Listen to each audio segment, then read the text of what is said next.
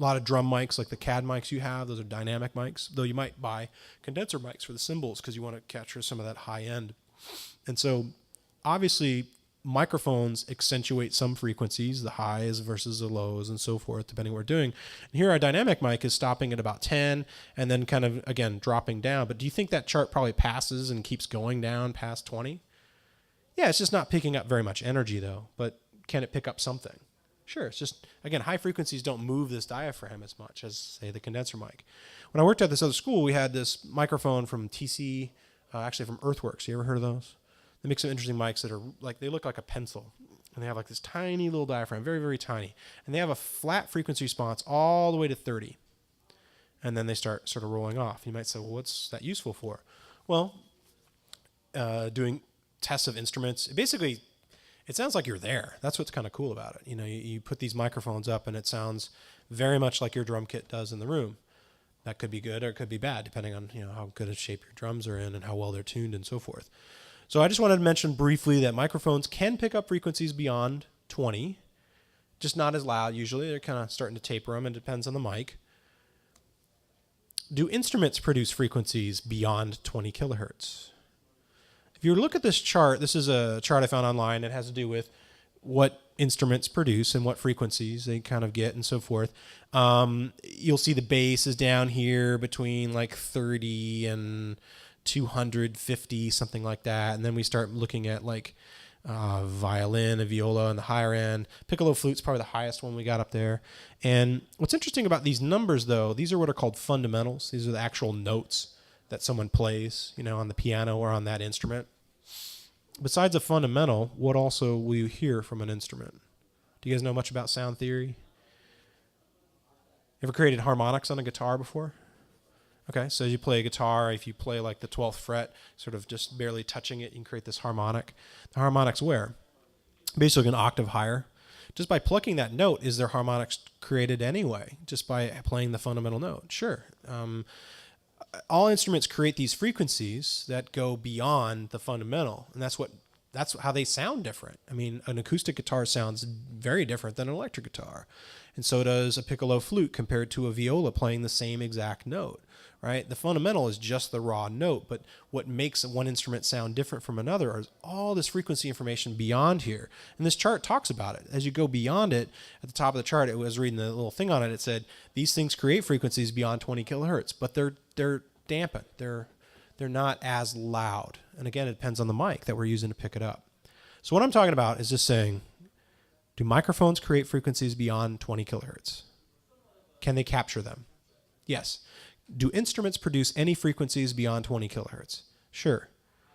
So let's go back one step. Can a human being hear anything beyond 20 kilohertz? I agree, and it's interesting. I would say we have a curve too, like those microphones. I don't think that we're like this box that 20 and 20K. I mean, below 20, what's happening? You know, 15 hertz, it's like an earthquake, right? We're starting to feel this stuff. It's conducting energy through our system, right? And those higher frequencies, they're affecting other frequencies. We're perceiving them, but they're not necessarily hearing them. You know, like we're hearing how, if we have that really nice high end, how it's affecting the other frequencies beyond it. It's pretty interesting to think about. And this gets into this whole deep area of psychoacoustics. But if you were to look at frequency response of like a tape machine from, let's say, the 70s or 80s, you'd see a very, very flat response all the way up to like 30 or 40 kilohertz, and then it would start tapering off, which is kind of surprising. You would see the same thing for vinyl. You'd see, again, kind of an arc, kind of starting and then moving up and then coming back down, but always kind of tapering off into the future. So why am I spending so much time on this? Because CDs are a brick wall. If you send it anything above 22, it will reproduce it wrong. It literally will reproduce it inverted, out of phase, and down below it. It actually sort of bounces back into it. So let's say we're recording that piccolo flute at CD quality. If we record that with that Earthworks microphone, don't suggest it because it would be pretty awful. Brass instruments create lots of these really intense harmonics, and those kind of mics, Well, you guys probably working here have seen a resurgence in ribbon microphones. They're really, really popular right now. People go, what's the deal with ribbons? Well, their response is to taper off all that high end, just take out lots and lots of it. So when we put it in front of a brass instrument, it sounds kind of warm and pleasing. We're like, wow, that sounds really, really good. Yeah, because it's creating this natural curve, which is very, very akin to what we hear as human beings, where a condenser mic is like whatever comes in is whatever comes out. And it's just like having a trumpet playing right next to your ear, which is, nobody's going to enjoy that, right? It's close mic on microphone. So what happens here is all these things above 22 are going to alias back. And so what they had to do is figure out a way to stop that, because that's going to sound awful coming through the system. So what do? They basically created a filter. And CDs basically have this brick wall, very, very, very, very steep filter. It's called an anti-alias filter, very creative name, right? It's going to do what? Stop high frequencies. It's a low pass filter. You guys ever heard of filters? You can have a low pass filter that lets lows through. Lets them have a pass, as opposed to a high pass filter, which would just basically let highs in. So this is going to be really steep. It's going to say any frequency beyond, stop. I'm not going to let them through. Is that natural? No. And this is the problem. Back in the 80s when they came along with CD, a lot of audiophiles, people that are really, really into audio, were like, they listen to it and they go, this doesn't sound natural. Why? Because all of a sudden, all the frequencies that were beyond 20 were just completely and utterly removed. And they were like, this sounds bizarre. This doesn't sound like... You guys ever been to the symphony, actually heard an orchestra play? Pop in a CD of that same recording later. Does it sound like you're there? It doesn't quite feel the same. It doesn't have that same kind of presence. And a lot of that has to do with the ambient environment that you're in, those high frequencies missing. High frequencies have a lot to do with directionality. You ever notice that? You ever have a subwoofer? Doesn't matter where you put it.